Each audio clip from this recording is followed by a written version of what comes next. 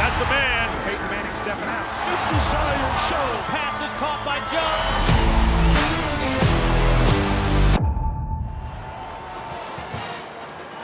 More than 40,000 have gathered for the Blue Devils and the Tar Heels. Hi everybody, Tim Brand along with Dan Bonner. Glad to have you along. These two clubs, as you know, split the regular season, shared the title, and the winner of this game most assuredly will get that #1 bid in the NCAAs in the East. So emotion will be a huge factor today, but you believe tempo is the key. So let's start with Jason Williams. If the Duke Blue Devils are going to have the kind of up-tempo game that I really think they need to play, Jason Williams is a big factor. Not only his ability to score 65 points in the 2 games against North Carolina, but his ability to penetrate to the basket and find the open guy. I think he is going to be probably the critical player in the game for Duke. Now, I know you will agree he is the best point guard in the country. How about the best #2 guard in the country, Joseph Forte? Isn't it interesting that we've got guys like this out here today? Joseph Forte, somebody upon whom North Carolina relies very heavily. He is a guy who does a great job getting the ball to the basket. If you don't defend him, he can hit the 3, but I really think he's most dangerous when he's headed in the direction of the goal. And again, he's a guy who has helped carry his team all year, and in a big game, he's got to have a big game. Good afternoon, ladies and gentlemen, and welcome to Atlanta and the Georgia Dome for the 2001 Atlantic Coast Conference Men's Basketball Championship. Today's championship game features the Blue Devils of Duke University versus the University of North Carolina Tar Heels. And now for today's starting lineups. For the Blue Devils of Duke, at forward, a 6'8 senior from Birmingham, Michigan, number 31, Shane Battier. At forward, a 6'8 sophomore from Lake Oswego, Oregon, number 34, Mike Dunleavy. The Blue Devils center, a 6'11 sophomore from Tampa, Florida, number 20, Casey Sanders. At guard, a 6'1 freshman from Slidell, Louisiana, number 21, Chris Duhan. At guard, a 6'2 sophomore from Plainfield, New Jersey, number 22, Jason Williams. The head coach for Duke is Mike Krzyzewski. He's in his 21st year with the Blue Devils. Now for the Tar Heels of North Carolina. At forward, a 6'8 junior from Fayetteville, North Carolina, number 25, Jason Capel. At forward, a 6'11 junior from Gastonia, North Carolina, number 42, Chris Lang. The Tar Heels center, a 7-foot senior from Greensboro, North Carolina, number 00, Brendan Haywood. At guard, a 6'2 sophomore from Hampton, Virginia, number 22, Ronald Corey. And at guard, a 6'4 sophomore from Greenbelt, Maryland, number 40, Joseph Forte. Matt Doherty's in his first year as head coach of the Tar Heels. North Carolina 25-5. Duke is 28-4. Right now, let's take you across court to Gil McGregor. Gil? Thanks a lot. You know, the irony, the biggest basketball game of the season in the ACC may be determined by football players. Julius Peppers, Bailey, North Carolina, Southern Nash, important for Carolina. And Reggie Love out of Providence Day, Charlotte, North Carolina, really important for Duke. So isn't that interesting? It's basketball, but the football players are having an impact. Love those football players. Hey, Gil sounds like he's playing hurt today. It does sound like he's playing hurt today. The officials today, Mike Wood, Larry Rose, Carl Hess, and the alternate Duke Etzel at the scorer's table. More than 40,000 at the Georgia Dome today. Record crowds for this ACC tournament, the 48th annual ACC championship game.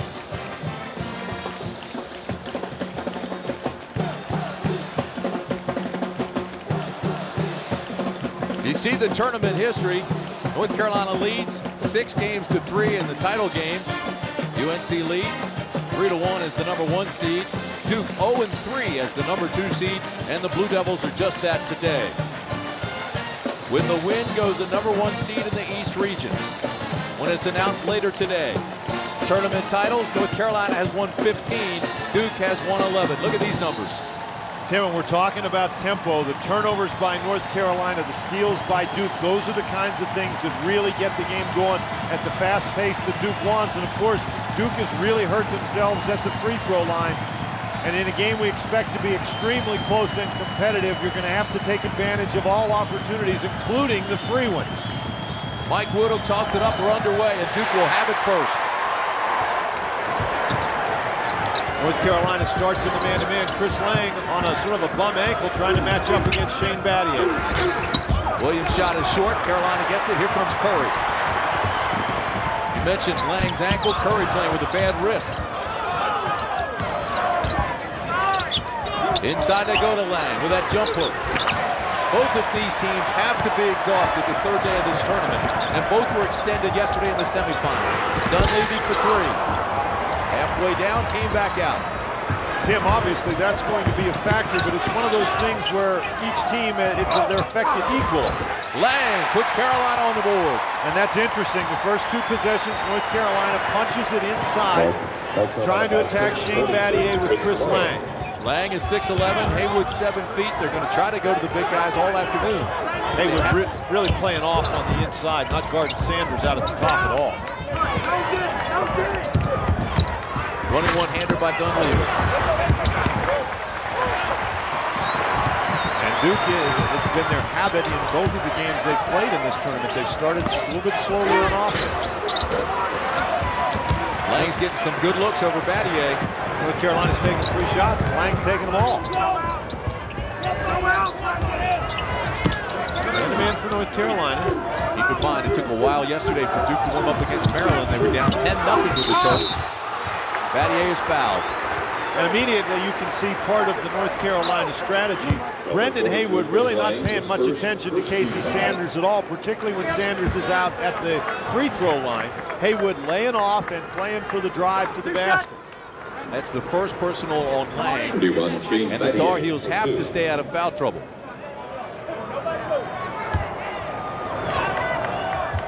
These are the numbers for the tournament. That's his tournament average. He's 79% free throw shooter for the year and makes the first. The scary thing about those numbers, if you're a North Carolina partisan, is that Shane Battier has not been very effective from beyond the three-point arc in this tournament, and you just expect him to explode sometime very soon. Battier, who had 20 points yesterday against Maryland, hits them both, and we're tied at 2. Battier had 20 yesterday, even though he was only 3 of 13 from beyond the arc. Now Haywood battling against Sanders. Haywood with a power move. Gets his own rebound, puts it back, blocked by Sanders. Jump ball, possession arrow belongs to the Tar Heels. Great block by Sanders. They said it was clean. And Mike Krzyzewski is talking about the shot clock. Here the ball goes off. Haywood gets it now. He's got great help, does Sanders down inside. Dunleavy is right there. Battier is right there. But Sanders, a very effective block. And Sanders had 4 fouls yesterday, but that's okay. Mike Krzyzewski just needs him in there playing hard and fighting every step of the way. Haywood shots were the first from anybody besides Lang. Well, Gabriel tied up, absolutely. Here's Lang again, and he banks it in. Well, see, Lang didn't want him to get in the habit of somebody else shooting the ball, so they get it inside to him, and he scores effectively again on the inside. As you mentioned, Lang hurt that right ankle yesterday, but he's running well now. Carolina by 2. And Battier is fouled by Lang. That's his second. And that's a very difficult defensive matchup for Chris Lang, because Shane Battier has the capability of taking him outside and driving the ball to the basket. Now here's Lang, just gets a step out toward half court. Battier sees it, goes to the baseline, and is fouled by Chris Lang. Lang's simply not quick enough to stay with Battier out on the perimeter. Matt Doherty's not going to wait long. He's got Max Owens ready to come in and replace him.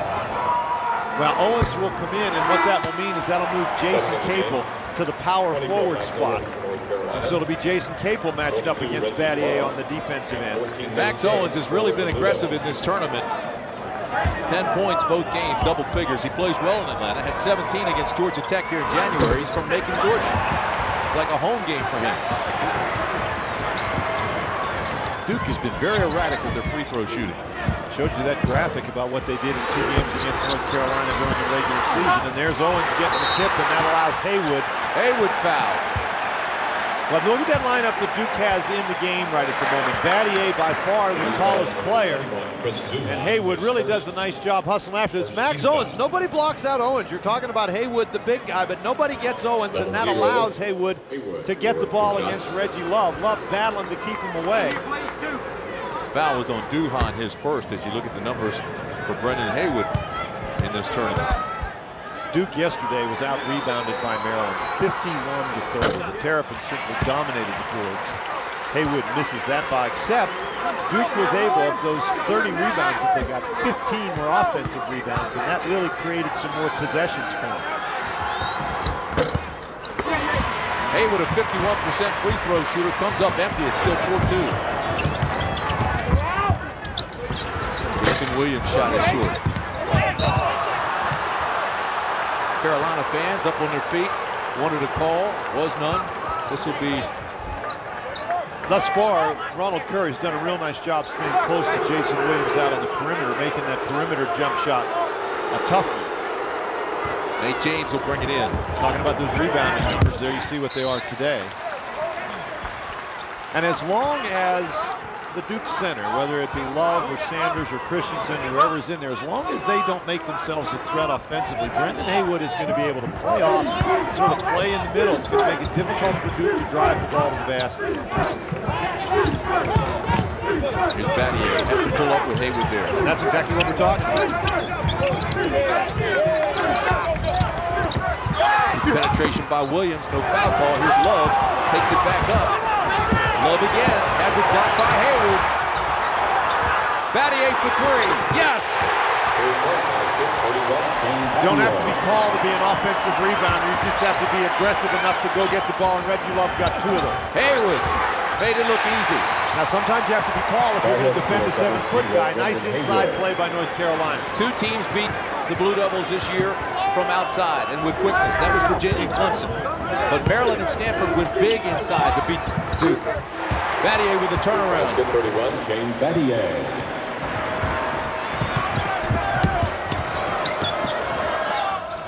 It's very important that Ronald Curry be able to handle the ball without turning it over so that so that North Carolina can get the ball inside. Their Love is called for the foul against Haywood. We're going to see that problem all day.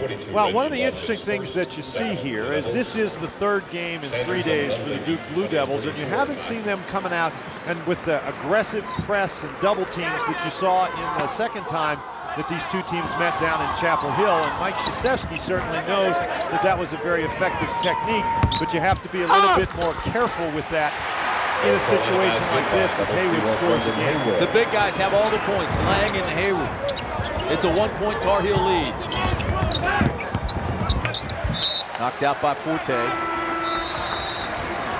15:57 to play first half. Battier with 7 points. The big guys for Carolina. Well, Battier has all 7 points for Duke. The two big guys, Haywood and Lang, have all 8 for Carolina. Tim, in that last regular season game where Duke beat the Tar Heels in Chapel Hill, Duke stole the ball 11 times. North Carolina, 20-plus turnovers. And that's not the kind of game it's been. Right at the moment, North Carolina has been getting the ball to the big guys on the block. That's what we mean by power points. You know, points in the paint, sometimes you can get those in a layup off of a fast break, but we're talking about points where you get the ball down to the big guys and they power it inside. And North Carolina's really been able to create that kind of a tempo early. Haven't turned the ball over, and that's helped. Forte with a rebound. That's really the first time Forte has touched the ball. Ball slipped out of his hands. He still got it to Capel. Capel working against Battier. Knocked out of bounds by Duke. Tim, you take that much time to get yourself to the basket, and the defenders are going to be all over you. Generally, the rule is each dribble allows an extra defender a step to get there. Casey Sanders blocked that one out of bounds. Oh, nice tip away. Jason Williams, very often. Jason Williams surveys the court, goes to Battier. They slow it up. Here's Battier, has it taken out of his hands. Capel can't save it. Good defense by Carolina. Good defense at both ends by Duke and Carolina. Interesting thing is it's half-court defense, and I think the longer the game stays in a half-court kind of situation, the more advantage goes to North Carolina. Here's the steal by Curry.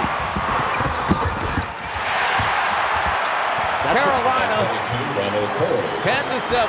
That's the kind of basket that Duke really wants to have to create an up-tempo game, but North Carolina comes up with the first steal and easy basket. Here's Dunleavy with good penetration. He makes the bucket. He'll go to the line. Not unusual, though, Dan, in tournament time to see that half-court game. You're going to see more of it in the NCAAs. I don't think there's any question about it. And Matt Doherty's squad, with the big guys inside, pretty well equipped to handle it. But that time, nobody equipped to handle Dunleavy. Again, very aggressively gets to the baseline. And it really is a different game in there without Brendan Haywood. Duke able to have much more confidence with driving the ball all the way to the basket. Mike Dunleavy converts the three-point play. We're tied at 10. Boy, they jumped out on Capel very quickly. They saw him go 6 for 6 in the quarterfinal game beyond the arc. Here's Lang. Yes. And that's a better move. He didn't dribble the ball a couple of times. He catches it, goes right to the basket, so Duke not able to come and bring the defensive help. Man-to-man for the Tar Heels. Mike Krzyzewski's going to try to get a bigger body in the game now. Matt Christensen will check in. He's at the scorer's table. Boy, nice job by Curry.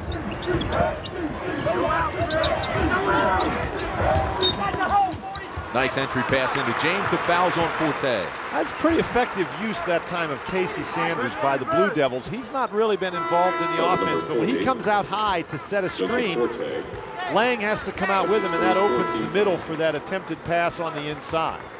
Sanders goes out. Jason Williams will get his first breather. Duhan comes in, and Christensen comes in, who's a bigger body. Well, you notice as Jason Williams goes out, that also allows Van Doyle to give Ronald Curry his first rest. Morrison comes in the game for Curry. Here's Dunleavy. Gets his own rebound, kicks it out to Battier. This is beyond the arc. Forte with a rebound. Oh, nice pass to Owens. And taken away by Christensen. Very good defense inside by Duke.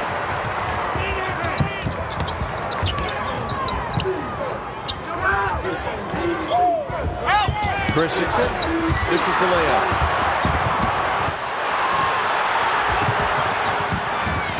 Forte with a short jumper. Well, he never had control of that ball, Tim. And you know, he has not had his jumper hitting in this tournament, any of the 3 games. Ahead to Christensen. Well, that's not a good decision by Duhan. If you're going to throw a lob pass, Duhan now picks up the foul. The guy you're going to throw the lob pass to is not Christensen. Dan, you have to believe that this being the 3rd game in 3 days for these teams, first thing to go is your legs, obviously, in your jump shot. Nobody really hitting big right now. I think as Curry comes back in and Haywood comes back in, Tim, I don't want us to overplay that aspect of this. These guys are young.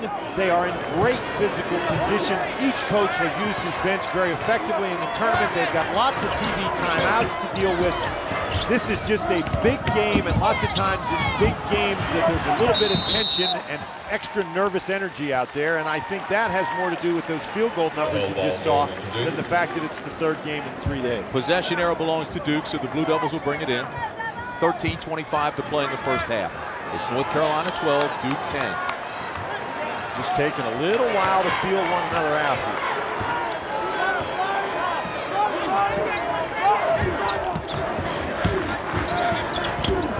Dunleavy with a turnaround. And with the way North Carolina is trying to guard Duke today, Dunleavy is the guy they may have a difficult time defending. Really doing a nice job against Jason Williams, who of course is out of the game now. We've got our 3rd tie of the ball game. We're at 12. Morrison with good penetration, but Battier sends it back to him. Here comes Dunleavy. Kicks it out to James. James has yet to take a shot. That's good transition defense by North Carolina. Duhan loses the handle, gets it back. The give and go, but when he went, he found Brendan Haywood standing right there, and so he decides to back it out. Boy, has Duhan developed. Mr. Basketball in the state of Louisiana. Here's Dunleavy's jumper. Boy, he's hot. And he's the guy who presents them the biggest matchup problem. They can match up against Shane Battier. They can match up against Jason Williams, but they're having a hard time figuring out what to do with Michael Dunleavy, who now has 7 points. He's hit 3 jumpers, and he's 1 for 1 at the line. And Curry goes out of the game. So Duke takes a 2-point lead. And it looks like Curry has something wrong with his knee.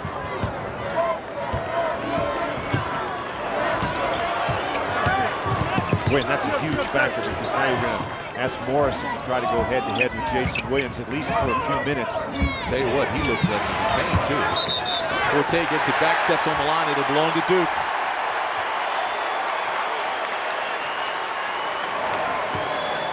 Tim, that's what you're talking about. They're working on Curry right at the moment. Just trying to figure out what's wrong. I heard him say, well, maybe twisted it. Yeah. This is for 2. Now, do you think that's a coincidence that Jason Williams gets his first good look at the basket with Curry on the bench? Forte kicks it out. Owens. Oh, my! Capel with the putback. Williams has his shot blocked. There's a foul. And that foul is going to be against Morrison. Matt Doherty not happy with that call, but I'll tell you what, when Jason Williams drives to the basket, you have to be confident enough to rely on Brendan Haywood to block the ball and not commit the foul down low. Now here's an example of just not blocking out. Jason Capel just follows the ball, nobody gets him, and he dunks it home, and the North Carolina bench, they got some good hops down there on the end. Boy, Williams almost threw up an air ball, just barely got to the rim. He's a 66% free throw shooter. Showed you that number before the game, that Duke only 54% shooting free throws during the regular season against North Carolina, only 3 of 6 today. After the Maryland game yesterday, Mike Krzyzewski was saying he doesn't know. That's just, they've been very erratic. Sometimes they're red hot from the line, and sometimes they're cold. Well, here's James with a 3. 15 feet is just too close. They need to throw it back out and take the 3. Duke with his largest lead, making a run. Here comes Williams, taken away by Capel. Taken back by Williams. Christensen and the foul. Now I'm telling you what, Morrison. There's some battling going on right here. Jason Capel, or Jason Williams, you don't often see him make a poor decision in transition, but Capel really outfoxed him. Capel gets his hand on the basketball. Battier tips it. Williams gets it back. There's Capel again, almost gets the block shot. The tip doesn't go, but Christensen keeps fighting. And Christensen, I thought he had about as good a 3 minutes as you can have in a key game. Came in yesterday, scored 3 points. Although it's an adventure from the free throw line for Christensen. But that's where he got his points yesterday. 43% free throw shooter. He looked like he was just ice on that line yesterday. Ronald Curry comes back into the game for Morrison, so the knee must be okay. Matt Christensen, 6'10", 250-pound junior. Served a 2-year mission in Germany. Dad played at BYU. And Haywood with the rebound. Well, Duke has hurt themselves from the free throw line. 3 of 9 in the early game.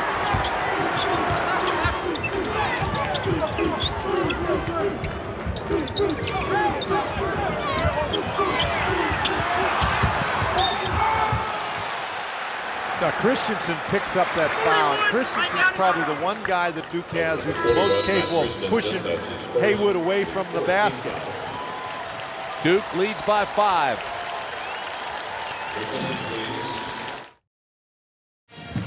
Duke with the 5-point lead. We talked about Michael Dunleavy. Now watch Dunleavy here. He's going to set a screen, and then he's going to step back in the lane right here. And Brian Morrison, who's trying to guard him, is going to come out and help with the screen, and he's not going to get back in time. Lots of times the guy who's going to be open is the screener. Dunleavy sets the screen, steps back in. Morrison tries to help out against Battier, is not back in time to help out against Dunleavy. And keep in mind, Dunleavy at about 6'8" has a 5-6-inch height advantage on Morrison. That's a very difficult matchup for North Carolina. Dunleavy with 7 points right now. Battier scored the first 7 points of the game for Duke. Dunleavy has really come to life. On the other side, Carolina, Lang has 6 and Haywood has 4. Forte has yet to score. The interesting thing about this game to me is that it has been, with the exception of one Carolina steal in the basket and one Duke steal where Carolina actually prevented them from getting the basket, it has been almost totally a half-court game, and that's the kind of game where you think there's no way Duke can compete in that game, and yet they're winning the game. There's more to these Duke Blue Devils than you think. 11 minutes to play in the first half. All right, and here Reggie Love back in the game. Krzyzewski keeps rotating a three-headed monster at center. Forte's on the board now with 3. Now you're going to have to find him. He'll go through stretches where he may not touch the ball much and not score much, but once he gets going, he is awfully difficult to defend. Duke by 2. James.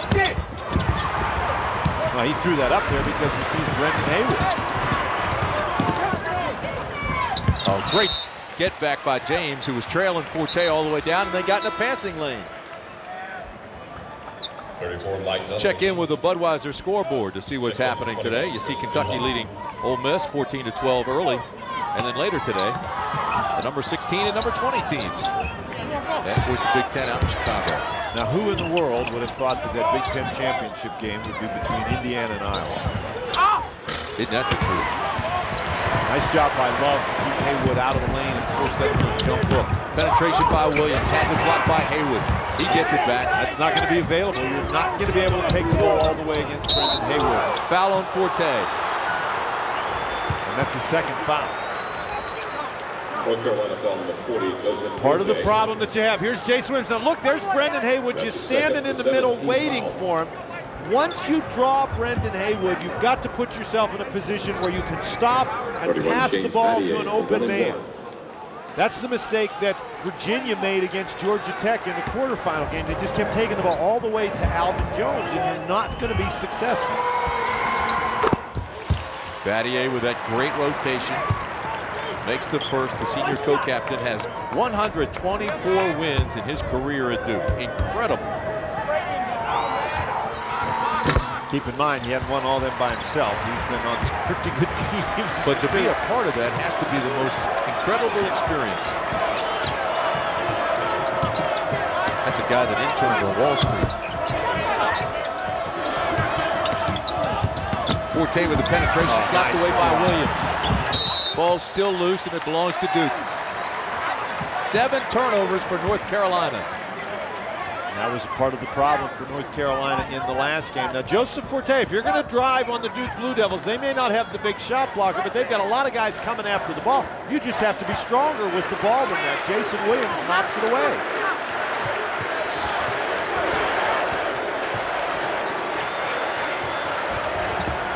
Dunleavy back in the game. Williams can't finish. Again, Williams is thinking about the presence of Haywood, who plays off Reggie Love and keeps himself available inside to disrupt things.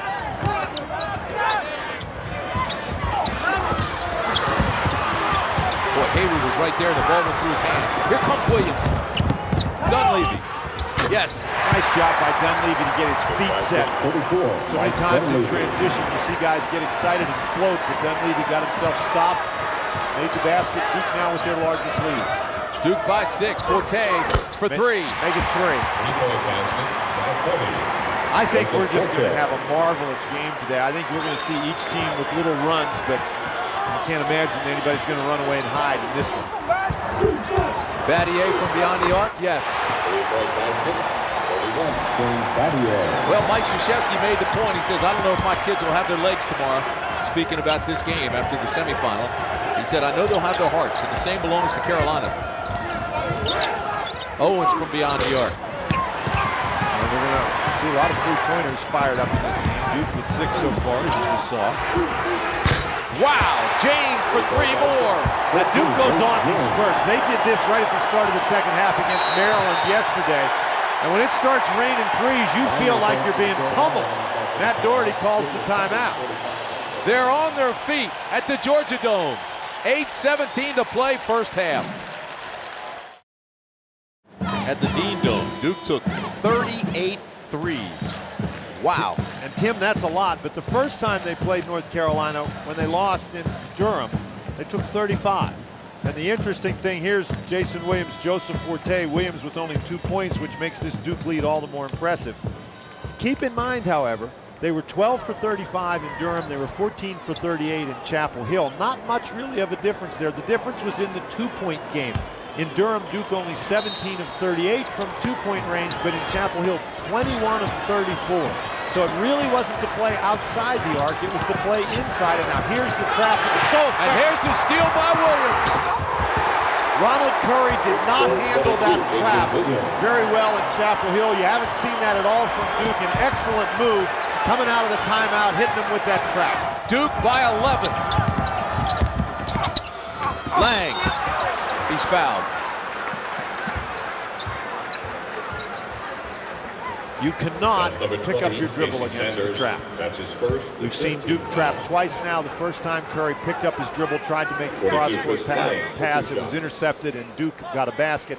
That time, Duke tried the trap. Ronald Curry dribbled right around, and as a result, gets an easy opportunity for Chris Lang. So Lang goes to the line.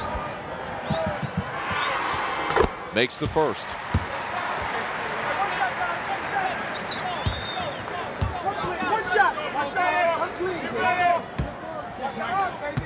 Good start for Lang. He's got 7 now.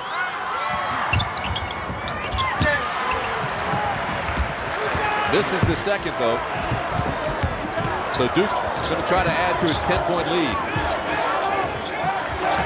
Last 3 possessions, the way Duke wants to play. 3-pointers and easy baskets after a turnover.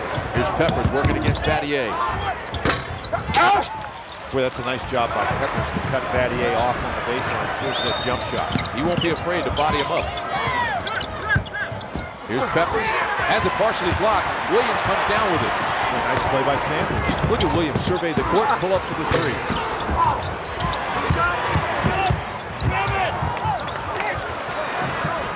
Across to Capel. Peppers wanted the lead. I don't think that's the kind of shot that North Carolina can shoot. You get the layup off the break, fine. I don't know what you want to take this through. Williams!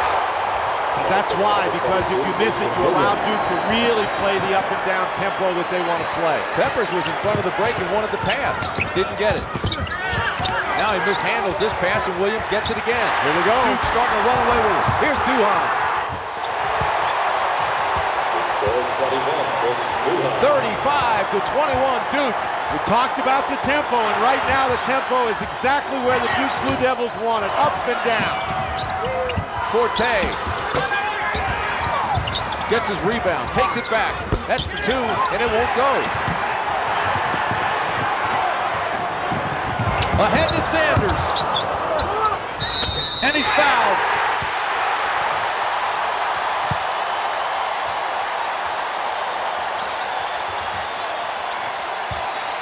What an explosion by the Duke Blue Devils. And suddenly the game that was nothing but a half-court kind of tempo suddenly becomes up and down, and that's the way the Duke Blue Devils want it. Sanders already has a blocked shot today. Does a great job catching that one. Anytime he can score, I think that's just gravy for the Duke Blue Devils. After 4 ties, going back and forth, Duke has exploded to a 16-point lead. They had a 14-point lead in the second half yesterday against Maryland. Keep in mind, though, that Maryland came all the way back.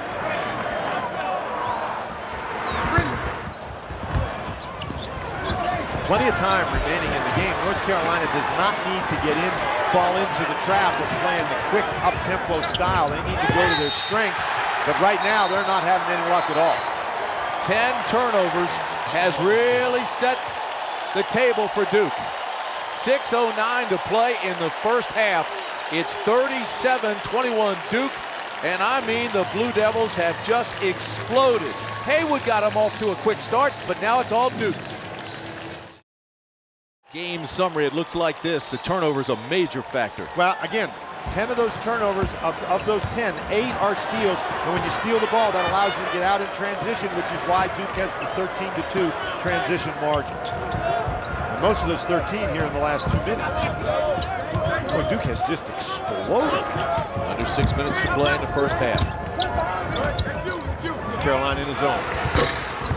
That shot is short by James. See, there's a lot of people who think you can't play zone against a team who can shoot, but that's a fallacy. You play zone against a team who's great in transition. Sometimes you make them stop and settle down and move the ball slowly, and you just disrupt their game. Carolina really unsure of its passing right now. There's a reason for that. The guys in the black shirts are all over it. Inside to go to Lang. Lang with a little drop step, comes up short on his shot. Capel gets it. Never hit the rim, so the shot clock did not reset. It's down to 5. Here's Lang. He loses out of bounds with 3 on the shot clock. Boy, how active can you be on the defensive end? Duhan tried to get a timeout. He stepped out of bounds first. Well, he didn't need the timeout because there's only 3 seconds left on the shot clock. That was a good one that he didn't get. Now, I think Carl Hess is asking Larry Rose if the ball ever hit the rim. They reset the shot clock. Now, they reset the shot clock because they decided that Chris Duhan had possession. Sure. So possession change.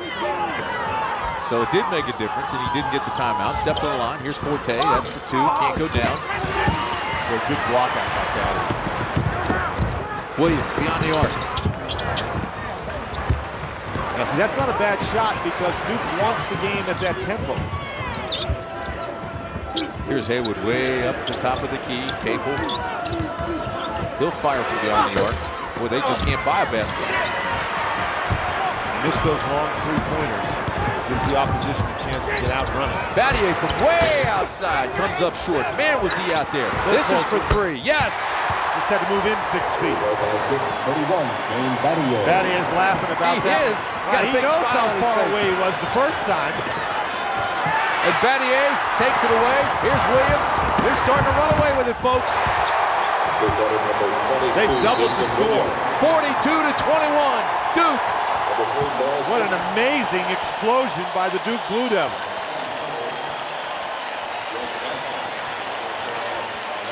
Wow. Well, so much for Duke not having their legs. I think this crowd is shocked. Well, I know I'm shocked. Shane Battier, the long, long 3-point basket, and it's so long and the rebound is so hard that it goes right to Reggie Love, who kicks it right back out. Battier gets 6 feet closer and drills it. And it's not just offense that's part of Shane Battier's game. He just takes that right out of the hands of Adam Boone, and off they go to the races. Williams making a great decision in transition there to take the ball all the way to the basket. And certainly it's defense that has sparked this explosion by Duke. They started trapping, extend the defense, added some pressure, and Carolina, quite frankly, has not handled it well.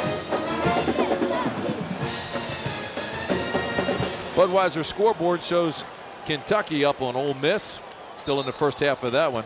Coming up later today, Texas and Oklahoma. And a Big Ten out in Chicago.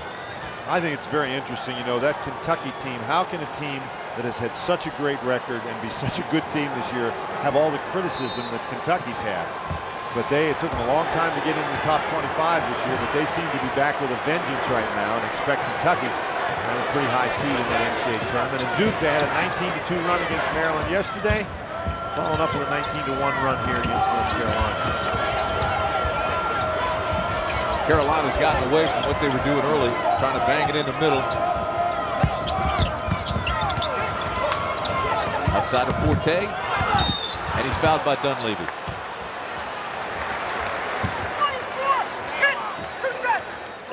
Tim, Carolina may have gotten away from what they were doing early, but I think an awful lot of the credit for that has to go to the Duke defense. Duke has really done a nice job being aggressive on the basketball. And we saw this from Duke in the semifinal game against Maryland yesterday. In that game, the Duke defense forced 20 turnovers.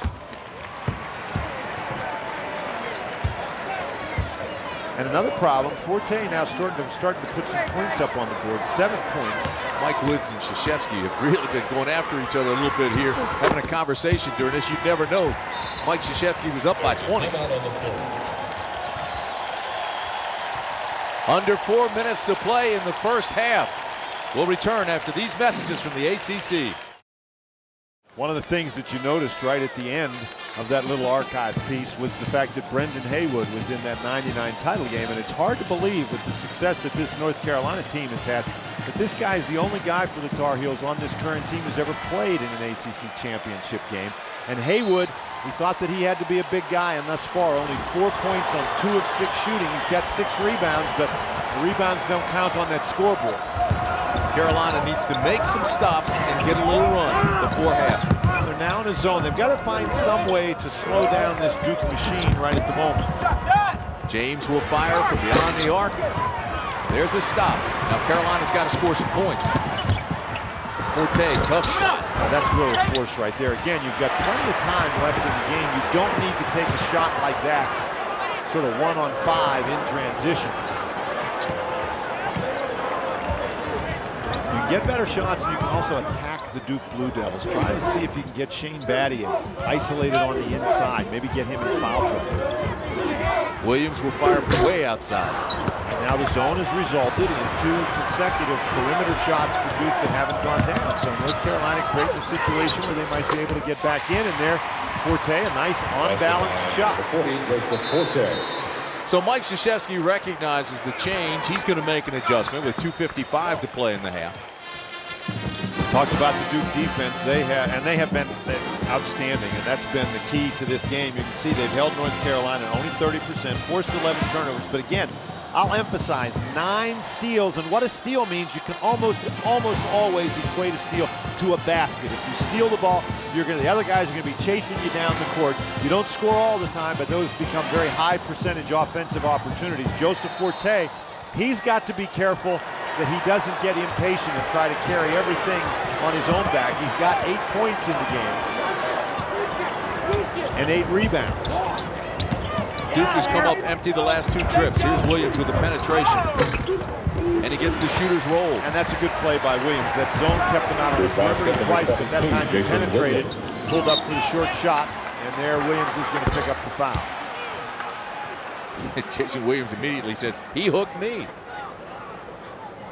Boy, these 2 teams are battling. Now, see, it's really, we've got a problem here if you're Matt Doherty, and that is you find your team way down in the game. They were down by more than 20. It's 19 now. What you have to do is try to keep your kids focused and make them understand there are plenty of minutes left in this game. You do not need to change your style.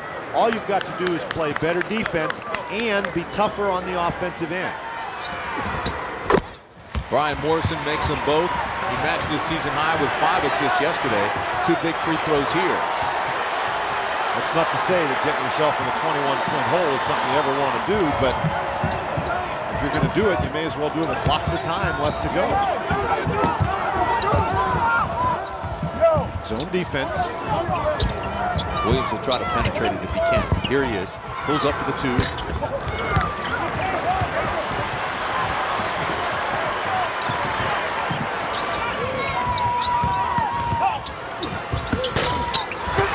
Capel just struggling with his shot. This foul will be on Will Johnson. Part of the problem is North Carolina really is shooting the ball, even in the half-court situation, maybe just a little too quickly. You'd like to move the ball from side to side because that forces the defense to move. If you just make one pass and shoot, the defense hasn't moved around. They're still in good rebounding position. Budweiser scoreboard. Here's an update on that SEC game. Texas, Oklahoma coming up later, as will Iowa and Indiana. Big day in college basketball. The selection show coming up later today. ACC expecting to get 6 teams in. Well, now, I'll tell you what, one of the things we were talking about for North Carolina is the potential for a #1 seed.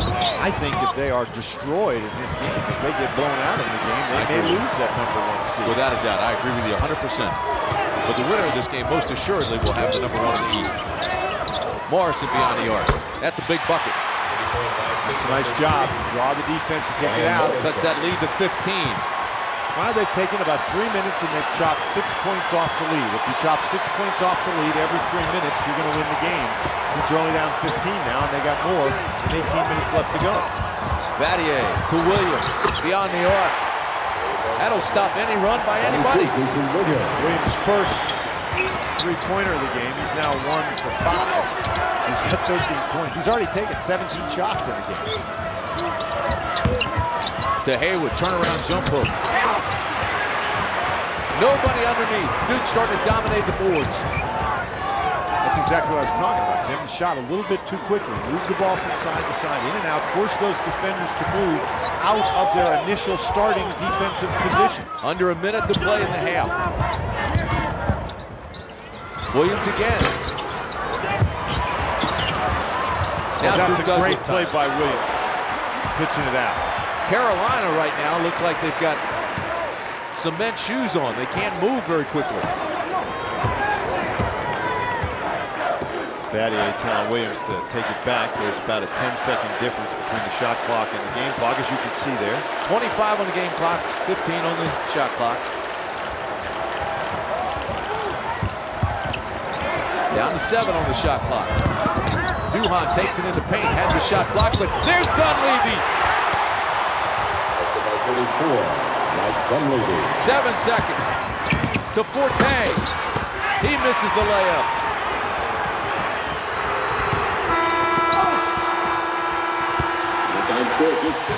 Duke by 20.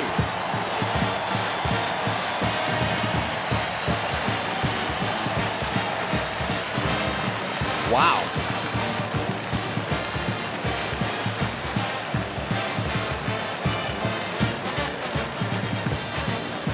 Duke 50, North Carolina 30. The interesting thing about this, watch North Carolina, all the white shirts move away from the basketball, the black shirts move to the rim, and therefore Dunleavy is able to get the ball and tip it in. Matt Doherty has to make some adjustments. 20 minutes left in the championship game of the ACC. 4, as Dan just mentioned, trying to break it down in 4-minute segments. So Carolina needs to shave some points and add some points. And of course, Duke needs to keep the pressure on.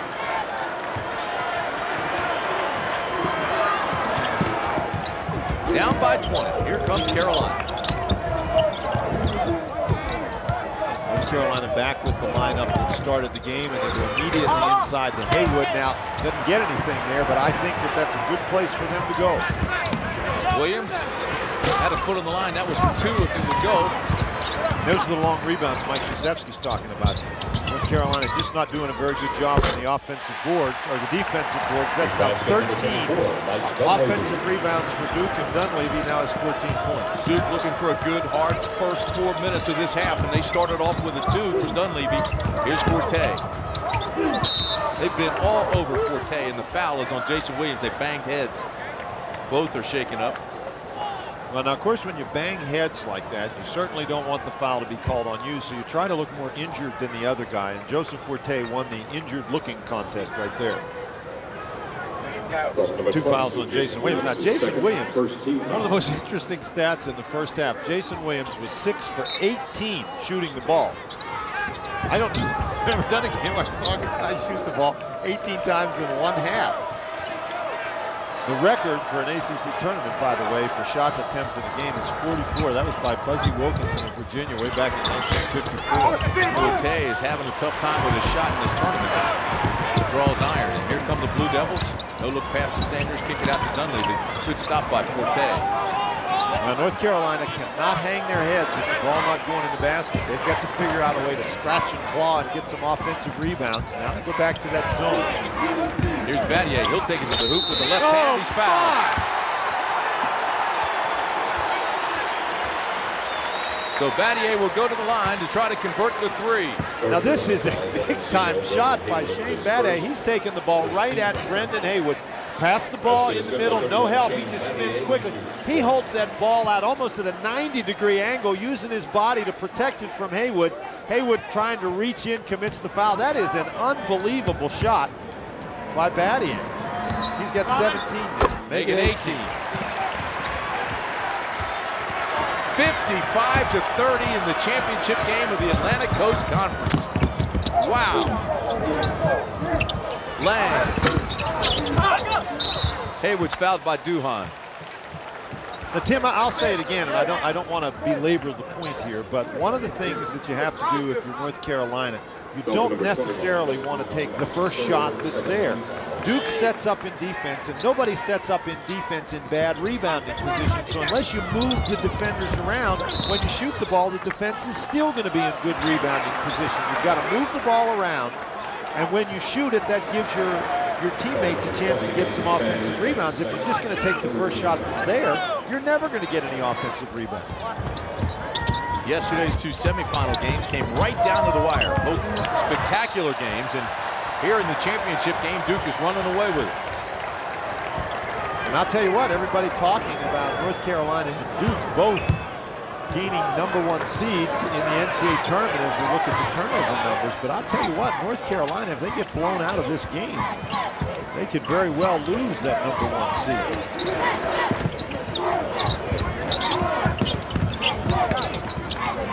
Kick out to Dunleavy, left alone beyond the arc. Forte with a rebound, and he's fouled by Sanders. Sanders immediately looks over at Mike Krzyzewski. Sanders knows the more fouls he gets, the odds of him coming out of the game. And he's coming out of the game now. And that's one where Sanders, he just ran into Forte, 3 fouls. So he goes out. Reggie Love will check in. Sanders wants to get his fouls hammering Brendan Haywood, not accidentally bumping into Joseph Forte. They may have Boozer back for the tournament if you listen to the Duke folks. I think they may not want him back. The way they're playing. Oh, I wouldn't go there. No, I mean, we're not. A lot of football players in this game, as we mentioned before, as Reggie Love checks in. Oh, nice look, and the pass to Lang, but he can't convert. Brendan Haywood's got to take it up strong. He does. Move the ball a couple of times. The defense has to go and contest Lang, and nobody left to block out Haywood. Maybe that's the start of the road back for the Tar Heels. Remember, they've got a lot of firepower. If they get it going, they can close the gap in this game. Duke opened up that 14-point lead yesterday against Maryland. Maryland did close it in the second half, but this lead here has been extended by Duke.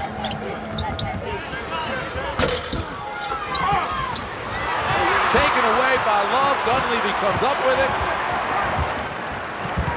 Nothing going right for Carolina. North Carolina just has not been very tough with the basketball. They've turned it over a couple of times against the traps in situations where Duke just wrestled it away. Boy, you don't expect Brendan Haywood to lose the ball like that. Carolina gets it back. Quick hands by Capel. Here's Forte to Curry for the 2. It always helps when you can score when the defense isn't really back and set.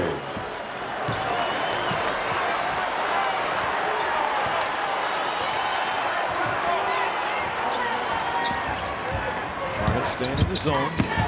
Great look. What a catch. What a catch. My heavens. How about the pass?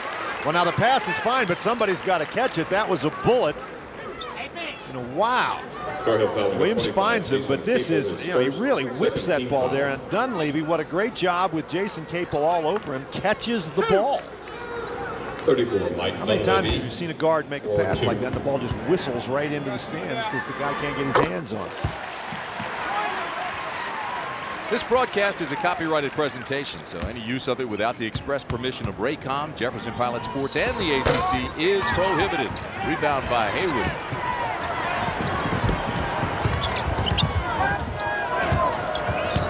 Haywood takes a long time getting down the floor. Here's Lang underneath. Boy, he may have hurt his ankle again. The ankle just gave way. That's the other ankle. That's the good one. He got pushed. And there's a foul on the inside. It's just like it gave way and he crumbled to the floor. Well, Love is really battling hard on the inside, and that's pretty good defense on the ball. It's tough to make a good inside pass when you're guarded that effectively. Love actually, they got tangled up. 2 more for Carolina. That'll help. It cuts the lead to 20. Well, we've completed our first 4-minute segment, and North Carolina has stayed even, Tim, and they need to cut in a little bit, not stay even. Duke had extended it to 25. It's back to 20. We're under 16 minutes to play. So that first 4 minutes, Duke maintains what they had. That's not bad when you're up 20. Foul on Curry. 22. It's gone silent in the Georgia Dome.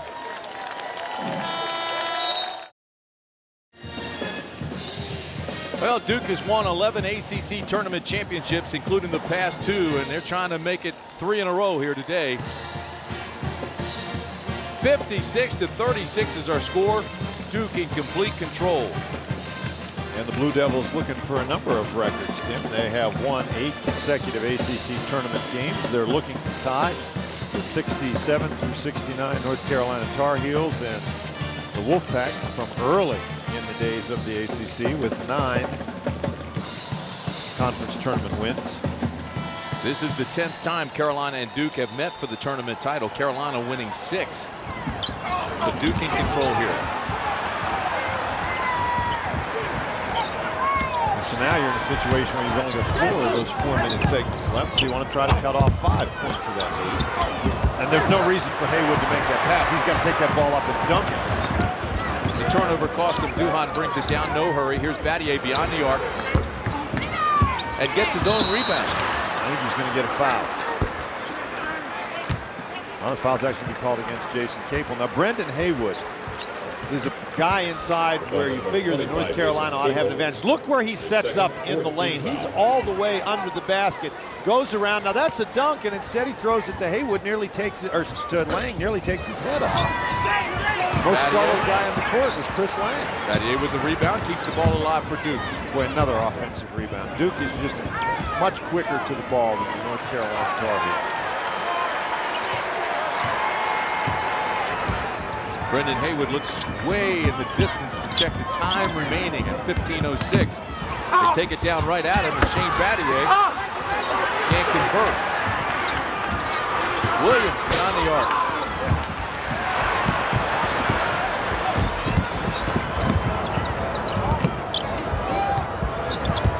Forte gets it back, and the offensive foul on Brendan Haywood. Illegal screen. You know, sometimes you have those kind of days, and you certainly hope you don't have one of those days on a stage like this, but Matt Doherty's team really just can't get anything going. You were talking about losing the possibility of having a #1 seed. Now you have to wonder if it stays like this, you can reverse the negative momentum and get them going for the tournament. Tim, we're just not talking about one game. Remember, North Carolina lost 3 of 5 in terms of their last 5 regular season games. They lost 3 of them. And there's another offensive rebound. My goodness. Carolina thought that ball hit the clock. It didn't. Here's Dunleavy for 3. Carolina has lost the last 3 Sundays. Here we are again on Sunday. Inside to Haywood, and he does dunk that one. Not try to pass it to anybody that time. And now North Carolina goes back to the man-to-man. Gonna try to get some turnovers here. Nice pass to Sanders. And the foul by Haywood. You know, you say a 21-point lead with 13:56 to go is not insurmountable, but the way Carolina's playing, it just looks so tired. Well, they do not look like they have much energy out there. Jason Williams with that bounce pass through the legs. That's, boy, that's really. Sanders on the line. Some days you're the hammer, other days you're the nail, and North Carolina has been certainly pounded so far today. Casey Sanders makes his first 6'11", 218-pound sophomore from Tampa, Florida. He gets better every time out. 7 points, 3 rebounds against Maryland yesterday. Mr. Basketball in the state of Florida. Tim, I'll tell you what, you can learn to shoot in practice, you can learn to guard in practice, but the only way you can learn to play, where to be on the court, how to sense things on the court, the only way you can learn to play is to play. And Sanders finally getting some more minutes. Joseph Forte looking frustrated. And that's a tough shot by Max Zone. North Carolina still has time in the game. They don't need to take tough ones. Sanders throws it away. How about the play by Williams? Oh, can you believe the hustle and the alertness of Williams? Watch this. This is a team up 22 points, and Williams, there's no reason for him to get to that ball. The only reason Joseph Forte goes down is because Williams cuts his feet out front, and Williams willing to go down, sacrifice his body to get that ball. Joseph Forte was not. Terrific hustle, great play. And again, that's up 22 points. I'm sure nobody would have criticized him if he took off and ran down the court trying to defend Joseph Forte, but he just goes after that one. Great hustle. Brendan Haywood goes out of the ball game. Julius Peppers checks in. Battier shoots over him. Forte with a rebound.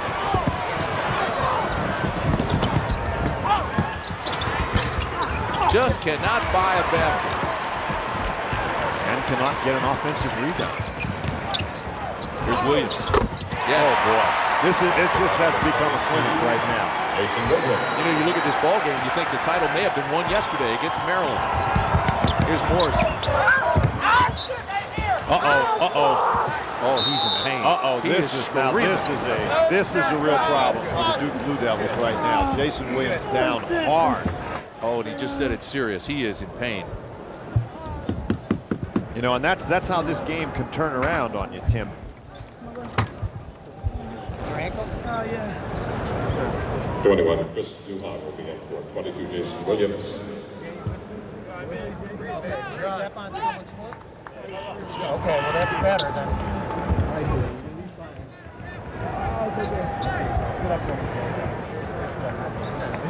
Everybody in the Georgia Dome watching intently. They've settled him down. Hey, just take it easy. It's going to be fine. You've gone through this before. You can make it and do this thing again, okay? Take it easy. All right. Got yourself together? Okay, I don't want you limping when you get on the job. Don't show me. Okay, all right? I got you. I've got you. I want you. How about this? They settle him down, both the doctor and Mike Krzyzewski.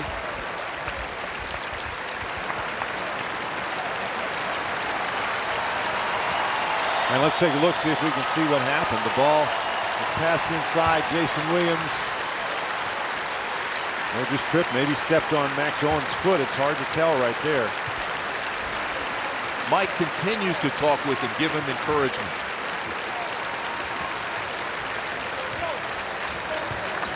And a standing ovation as Jason Williams leaves the floor. Now 15 points, 5 rebounds, 5 assists, 4 steals. And I mean, there's no question that Duke can lose Carlos Boozer. They've shown how they can rally around and change the way they play a little bit to make up for that. But I guarantee you, they cannot lose Jason Williams. Everybody is in concurrence there. Here's Forte. Joseph just shakes his head in disbelief. I don't think he's ever gone through a stretch like this in his entire life. 4 for 13. But he really hasn't had that jump shot any of the 3 days. No, and a lot of people talk about shooting in a dome. And it was very interesting. I talked to Jason Capel after their victory over Clemson, where Jason Capel was 6'6", and Jason Capel made the point. He said, you know, we play in a dome. We play in the Dean Dome. I like to shoot in a dome stadium. But certainly that hasn't been the case for Joseph Forte. Here's Battier taking charge, telling them to get out, clear out. Here I come.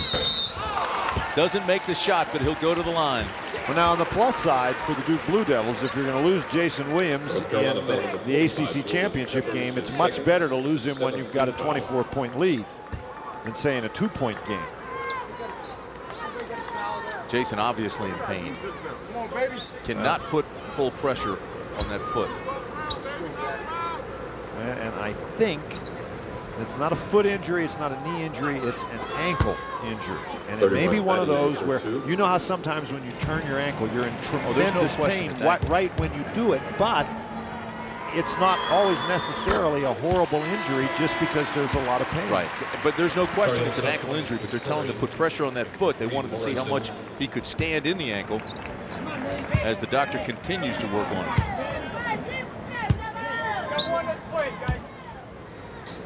That could be a huge loss for Duke as they enter this tournament. Battier makes it a 64-38 game. So right now with 12-10 left in the game, you have to say there's very little doubt how this will turn out. Capel's shot is blocked. Now that's actually Dave Engelhardt, the head trainer for Duke, over there working on Jason Williams. North Carolina in the man-to-man.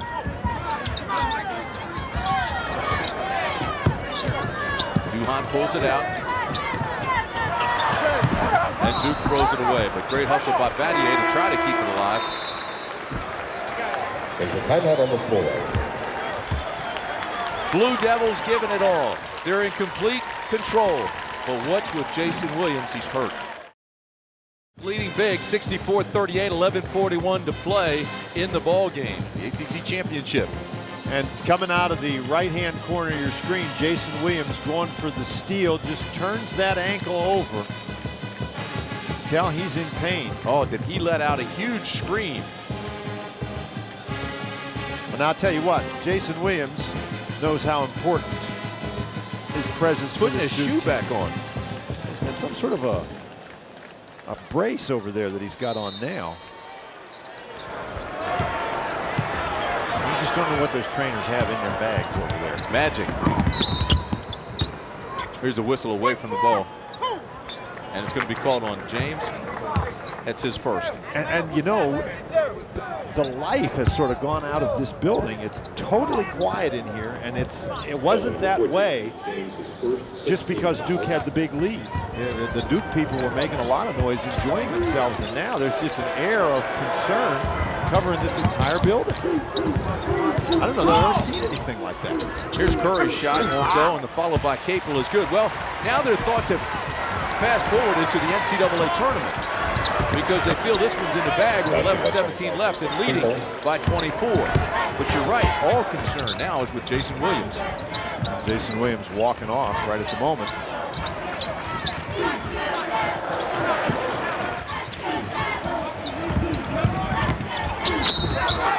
And Shane Battier with the charge. There goes Jason Williams with the medical staff into the locker room. Obviously still in pain.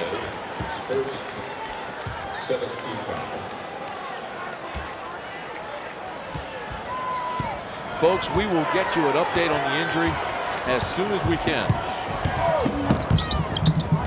Duke back in the man-to-man.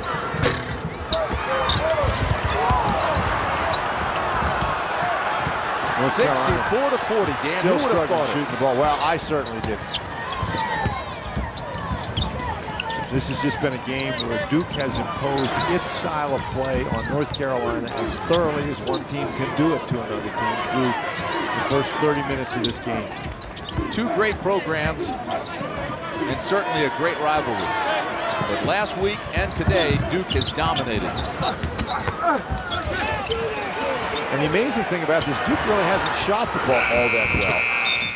That's a shot clock violation. The ball Never touched the rim. Let's go over to Gil McGregor.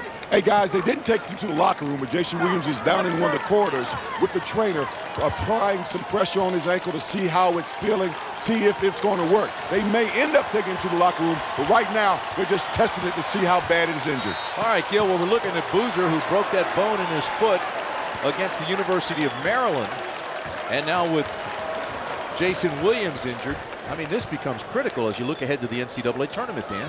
Well, it sure does, but if you're Mike Krzyzewski, you can't look ahead right now. You've got to get this game finished. Joseph Forte gets called for the pushing foul. That's 3 on Forte. But I'll tell you what, that is the concern of the Duke partisans here. Without a doubt. In the arena. Without a doubt. A lot of the fans that we see across the Georgia Dome right now are figuring this game is in their back pocket with 10:05 to play and up 24. James trying to add to that. Here's Forte. Can Carolina give one more run? Try to close this gap. Capel for 3. Halfway down, comes back out. Haywood is fouled.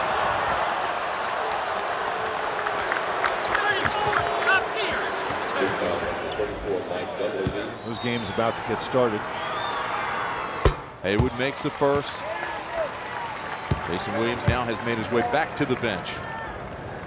But a concerned medical staff not getting far from his side. Haywood trying to get into double figures, can't do it. Well, one of the things you have to do if you're the guys out there playing for the Duke Blue Devils is you can't allow the situation with Jason Williams to distract you at all. You've got to go out there and keep playing. Carolina turning it up defensively as we go under 2 minutes. 9.5 to play in the championship game. Now, one of the problems is you try to get the traps and turn it up defensively, and if the offense handles the traps, it becomes very, very tiring for you as a defensive player. James' shot is short. You say 2 minutes or 10? Under 10 to play.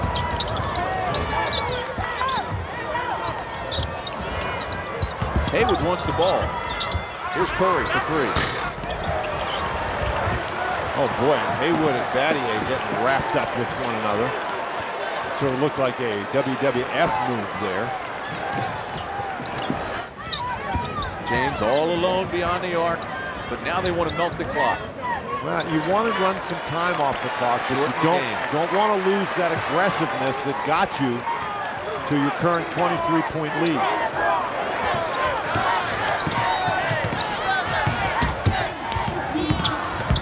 Duhan all the way to the baseline, ball's loose, and here comes Forte. They bang into each other, Capel and Forte, and Forte is fouled.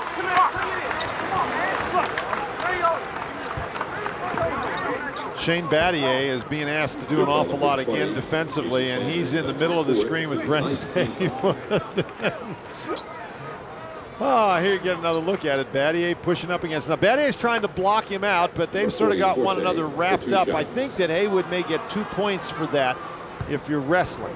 However, you don't get anything for that if you're playing basketball. Battier does what he needs to do, and that is he keeps Haywood away from the rebound. Part of that is frustration as Forte hits the first free throw. 8:35 to play. Let's go over to Gill again.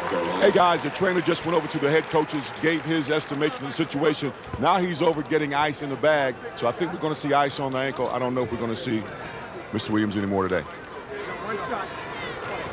8:35 to play, 64-42 Duke. Well, you know, with the kind of season Jason Williams has had, it's like he's had a big advantage over the other players, so maybe it would even things up if he had to play with a bag of ice on his ankle. You're looking for trouble today. 21-point lead by Duke.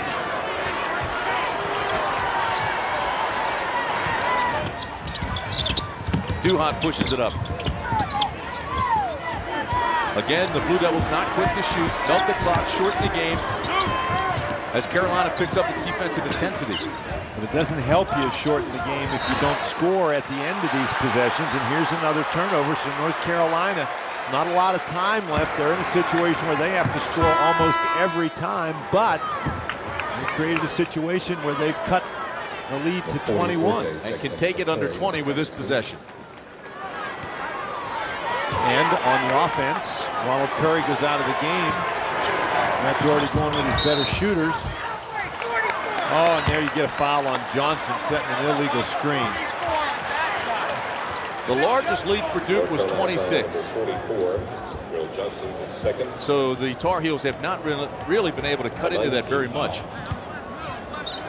Well, North Carolina really has struggled, and there's, you know, in this second half, Duke has continued to stretch out the lead, even though they're only shooting 24%. You know, it used to be said, not only when the ACC could put one in the tournament, but then when they opened it up to a 64-team field, they used to say the ACC beat each other up so much and then had this tournament when it was one of the very few tournaments in the country that they were tired when they got to the NCAAs. In recent years, obviously, with Duke and Carolina and the success that they've had in the NCAAs, they've gotten away from that. But you have to say today, and I know you say don't make too much of it, but both teams really do look tired.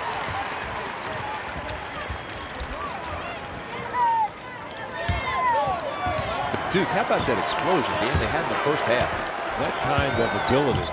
And I mean, they've shown that all year. The ability to get spurts is really the characteristic of not only a good team, but a great team. That you can hang with them for a little while. There's a traveling violation, and all of a sudden they explode. And you go through saying to yourself, wow, if we could have just avoided that 19-1 run, we'd have been okay. But they get that run, it seems, all the time. The Blue Devil fans are starting to celebrate with 7:54 remaining. What game Mike Dunleavy's had. Yeah, most of those points, Dan, came in that spurt when they broke this game open. Let's go over to Gil McGregor again. Had a chance to talk with the trainer, and the trainer tells me it's a bad sprain, but that's all it is. It's a sprain. Nothing more, nothing less. He won't play anymore today, but they're not too worried about having him later on in the NCAA. All right, Gil, thanks. 7:44 to play, 66-43 Duke. Boy, Carolina's got to hope they don't play on Sunday again this year. They have lost the last 3 Sundays. This will be 4. A month of Sundays. Here's Dunleavy way beyond the arc. And there's another offensive rebound. Duke on the offensive boards has really been dominant today. 20 offensive rebounds. That's incredible. And you figure North Carolina's the bigger team, they ought to have the advantage, but Duke has just out-scrapped them and out-hustled them all afternoon long. Here's a whistle, and this is going to be called on who? Morrison? Haywood. And that's 4 on Brendan. Well, it's a very frustrating situation for North Carolina right now. You're in a position where Duke is going to spread the court. You have to simply chase them. And there's nothing worse than being way down and chasing people around out on the basketball. I've got to be honest, Dan. I mean, Haywood had 13 points yesterday, caused all kinds of problems for Alvin Jones. Coming into this ball game without Boozer, I really thought Haywood would have his way inside. Tim, I tell you what, that is something that we all anticipated, that he would have a good game with Carlos Boozer sitting on the bench in street clothes. But when Duke creates the kind of a tempo where they're stealing the ball and running down the court, they're getting into the offense and scoring baskets before Haywood can set himself up to be a defensive factor. And then as the tempo and pace of the game continues, North Carolina never really settles into the kind of a game where Haywood can be a factor on the offensive end. You know, Haywood is not a three-point jump shooter. He's a guy who dunks and layups and little short hooks down on the blocks. And when you're playing an up-and-down tempo perimeter game, he's not really much of a factor. Under 7 minutes to play. Duke trying to three-peat in the ACC championship game. Another turnover. And that's been the story of the afternoon. 19 turnovers for North Carolina. You're not going to win very many games when you turn the ball over 19 times and give up 20 offensive rebounds to the opposition. And Duke, as we say, Duke has not shot the ball well today. But nonetheless, those numbers, yesterday we talked about them as hustle stats. Those numbers with the turnovers and steals and offensive rebounds, that's just hard to make up for North Carolina. Duke now shooting 36%. Mike Krzyzewski told them to spread the floor. They've done that. They've melted this shot clock down to 5. And they finally turn it over. But in this situation, Tim, with a 23-point lead, 6:15 left on the clock, unquestionable. Doesn't really matter if you turn it over. You've run 30 seconds off the clock, and that's the key. Joseph Forte, 14 points, but he's got those 5 turnovers, and he has really struggled shooting the ball today. And in fact, as you correctly mentioned, the entire 3 days. Just cannot find the range. It's almost as if the bucket has a lid on it. Remember yesterday in that semifinal game against Georgia Tech, North Carolina went through a situation where it wasn't them, it was Georgia Tech who went like 14 minutes without scoring a basket. They couldn't get it to go, and now situation reversed. The Tar Heels find themselves in that position today. The ball's just not going in the goal. Carolina fans still chanting, still hoping, looking for a miracle. And again, Duke, before they took that shot, they had run 30 seconds off the clock. Morrison. And that's a great play because North Carolina still can't make a basket. So every time Duke holds it for 30 seconds, that puts them that much closer to the ultimate goal, which is to raise that tournament. Countless times Carolina is one and done. Well, we talked about coming into the second half when North Carolina was in a position where they could be patient and work the ball inside. Well, that's gone now. North Carolina's got to shoot the ball the first chance they get. Dunleavy adds to the lead. And when you're doing that, when you're shooting the ball immediately, you're just not going to be in a position for many offensive rebounds. 25-point lead for Duke in the ACC championship game. Morrison for 2. Can't get it to go down. Ahead they go to Dunleavy for the easy snowbird.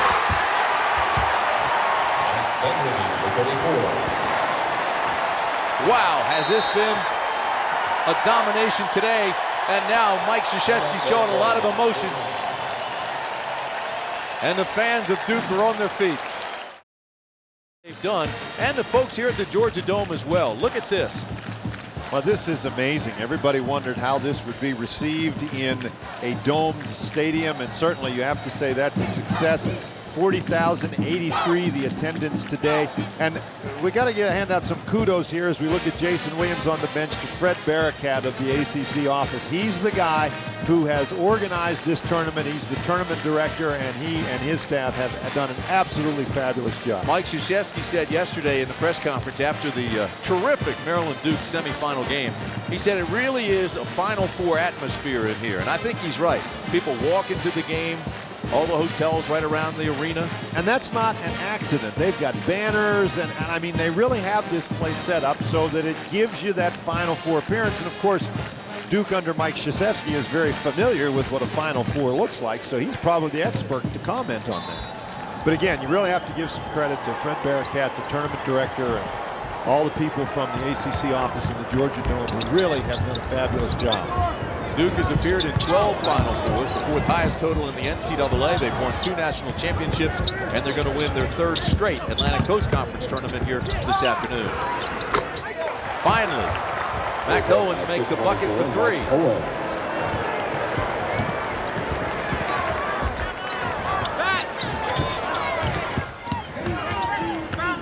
Again, Duhan will bring it out. He's fouled right away. I think they actually fouled Reggie Love, and that's who they were trying to foul. If they did, they got a break. Fouls on 42. Chris Lang, his 3rd. And it is Love who will go to the line. Love has only taken 12 free throws all year. He's 8 for 12. He's missed 2 today.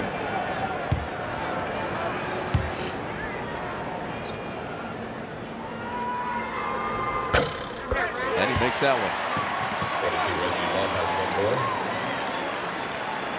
71-46. Can you believe it? Not really, no. I don't think the 40,000 here can believe it. Even the Duke fans are shocked by how dominant Duke has been. Ladies and gentlemen, we remind you that Under 4 minutes to play in the 48th annual ACC championship game. Get out the banners. Here comes Duke. Duke well in control of this game over North Carolina, 72-46, 3:55 left in the ball game. Tim, of course, everybody at this time of the year concerned about NCAA bids. A lot of folks going to be grouped around their television sets at 6 o'clock tonight to watch the NCAA tournament brackets revealed. The ACC really thinks that we got a great shot at getting 6 teams in the NCAA tournament. We may have heard John Swofford. We were able to talk to him before the game, say that he would be very surprised and very disappointed if the ACC didn't receive 6 bids after having received only 3 in each of the last 2 years. Duke well in control. While we're talking about the NCAA, Duke has had the most Final Four appearances by any program since 1986. 8 Final Four appearances since '86, but right now with Boozer out, they hope to get him back. Jason Williams with his badly sprained ankle. Their future now depends on the medical staff. You're absolutely right. And there's Jason Williams with the ice on his ankle. Carlos Boozer. Now Owens hit the last North Carolina basket, Tim, and that was the first North Carolina field goal in over 7 minutes. With Dunleavy, he hadn't had that problem. He's had an outstanding game, 24 points. He sure has. 3:11 to play. 74-46 Duke. Owens adds 2 more for Carolina. And Owens is the only guy who scored for North Carolina in the last 9 minutes. Mike Owens. Again, they'll spread the floor and melt the clock. The further you spread the floor in this situation, the more difficult it is for the team to come and get effective traps.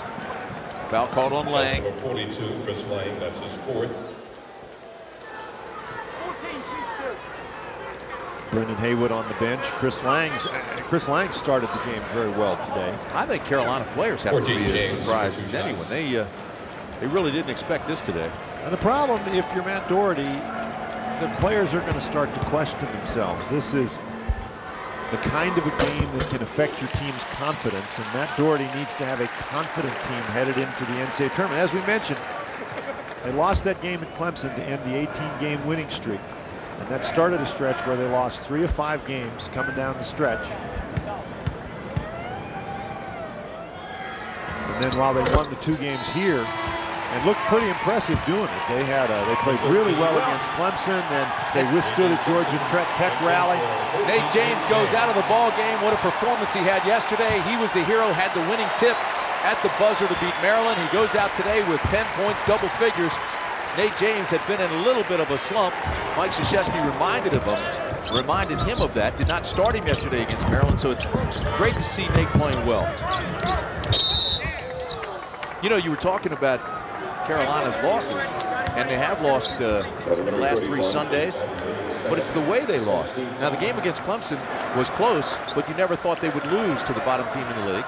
Then they were blown out pretty much by Virginia and blown out by Duke and blown out here again today. So you have to say the way they're losing has to concern Matt Doherty. Joseph Forte has struggled a little bit with his offense. He's not scoring with the high percentage and the consistency that he was earlier, and they've had a tough time getting other people to step up. Reggie Love goes out of the ball game. He too had a terrific tournament. Gave Mike Krzyzewski some quality minutes. Now, what a lift Love gave him in the quarterfinal game against North Carolina State. Just an outstanding performance. Dunleavy was left alone for the shot, but that's not what they need right now. They need just to get out of here, get this game over with. Well, again, they're just going to run the shot clock down and try to get a shot at the end of the clock. And in this situation, if you don't get a shot, it doesn't make much difference. You've got the huge lead. You're going to need to shoot the ball. Shot clock down to 5. Battier will shoot for 3.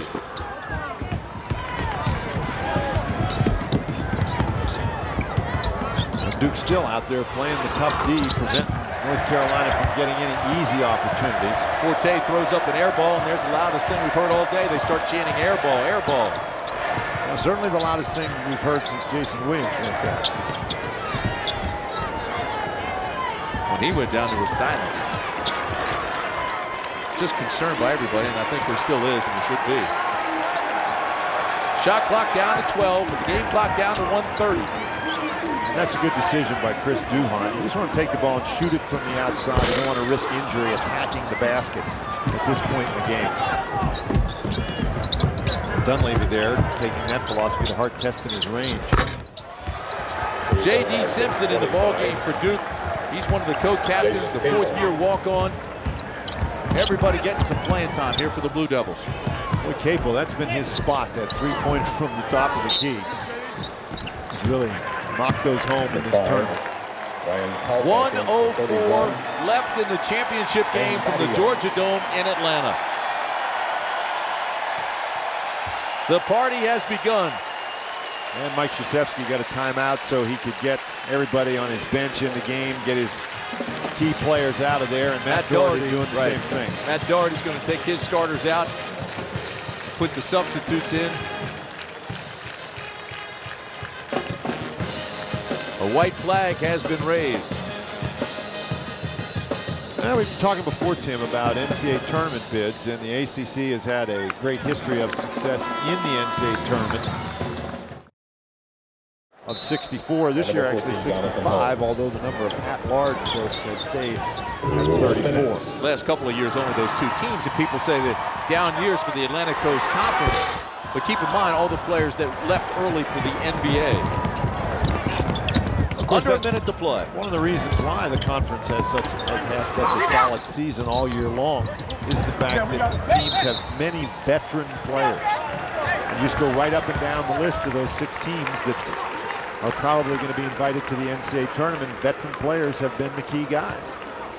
And you see Jason Williams over there on the bench, and he's now got the ice off and he's got his shoe back on. And this is a guy, even though he's only a 2nd-year player, he is a veteran player. He didn't go anywhere. He completed an outstanding first season. And then in his 2nd season, he's able to lend a great deal of leadership to that Duke program.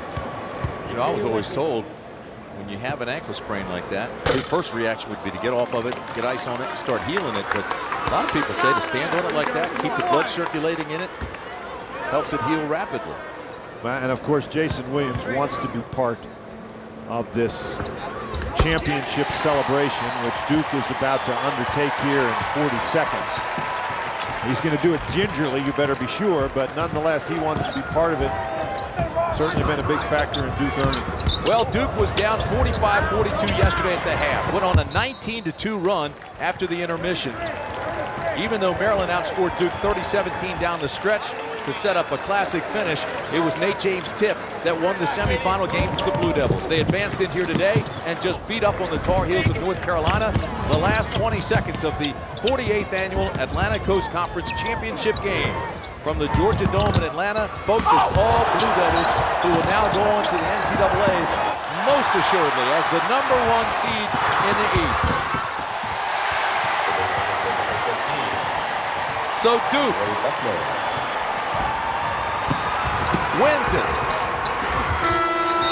79-53, Duke wins the ACC title, and for just the third time in ACC history, and the first in 32 years, the team wins 3 straight ACC tournament championships. NC State did it in 54, 55, and 56. North Carolina did it 67, 68, and 69. And now the Blue Devils of Duke have done it 3 straight. This is a very impressive margin of victory, the largest margin of victory that Duke has ever achieved in an ACC championship game, and it's actually the second largest margin in the history of the ACC finals. Terrific performance for the Duke Blue Devils over a dejected and extremely fatigued North Carolina Tar Heel team. Battier, 20 points, 13 rebounds. Dunleavy, spectacular game. 24 points, that's his career high. He also had 13 rebounds. And Jason Williams, before the injury, 15 points, 5 rebounds, 5 assists, and 4 steals. Mike Krzyzewski with another championship, 10-time National Coach of the Year, has won it again. Duke 79, North Carolina 53, back with the celebration. In Atlanta, congratulations to Duke. 2001 ACC Tournament champions. Mike Hogwood with you now, and let's go down on the court to Gil McGregor. Thanks a lot, Mike. We got Mike Dunleavy with us. Career high today, ACC champion. Your second time. It's got to be a good feeling. Feels good, you know, going 2 for 2 in this tournament. It's not easy to win, and we came out today, played really well, and you know, we'll take it. Sometimes games don't go as you expect. I don't think you guys expected the game not to be this easy or the margin to be this large. Yeah, I mean, we ended up winning by a large margin, but by no means was it easy. And you know, that second half, you looked up at the clock, it seemed like it took forever for that clock to wind down. And that's how it went, but we'll take it. Is there a cloud over this game because of Jason Williams' ankle? Yeah, I mean, you know, we were a little concerned at first, you know, because he's our floor leader. But, you know, we were able to weather the storm and come away with the victory at the end. And, you know, hopefully we'll be back for next week. Thanks, Mike. Go get a piece of that net. Hey, Mike Hogwood, he obviously had a great game. He picked the last game of the season in the ACC to have an outstanding one. Yeah, indeed he did, Gil. 24 points from Michael Dunleavy. Duke's the champs. They're cutting the nets. 3. Congratulations to Duke. You have been watching exclusive coverage of ACC basketball on the Raycom and Jefferson Pilot Sports Network.